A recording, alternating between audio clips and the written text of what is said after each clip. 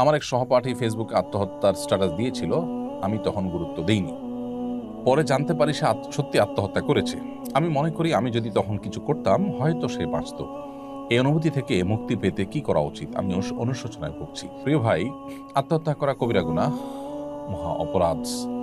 আত্মহত্যাকারী জাহান্নামে নিবেদিত হবে, নবী সাল্লাল্লাহু আলাইহি ওয়াসাল্লাম বলেছেন। আল্লাহ তাআলা আমাদেরকে হেফাজত করুক। পশ্চিমা সভ্যতা এটি আমাদের মধ্যে যত বেশি বিস্তার লাভ করছে, তত বেশি আমাদের মধ্যে ডিপ্রেশনের পরিমাণ বাড়ছে, আত্মহত্যার প্রবণতা তত বেশি বৃদ্ধি পাচ্ছে। কোনো ব্যক্তি আত্মহত্যা করতে যাচ্ছে, এটি আপনি জানার পর যদি তাকে নিবৃত্ত করার কোনো উপায় আপনার কাছে থাকে, তাহলে আপনার কর্তব্য, আপনার উপর ওয়াজিব এবং আবশ্যক হয়ে যায় তাকে নিবৃত্ত করতে উদ্যোগী হওয়া। যদি আপনি বুঝতে ভুল করে থাকেন, মনে করেছেন যে আবেগে দিয়েছে, এটার এমন কোনো সিরিয়াসনেস এখানে নাই, সেটা মনে করে আপনি এড়িয়ে থাকেন, তাহলে এটা আপনার বোঝার ভুলের কারণে আশা করে যে আল্লাহ তাআলার কাছে আপনি গুনাহগার হবেন না।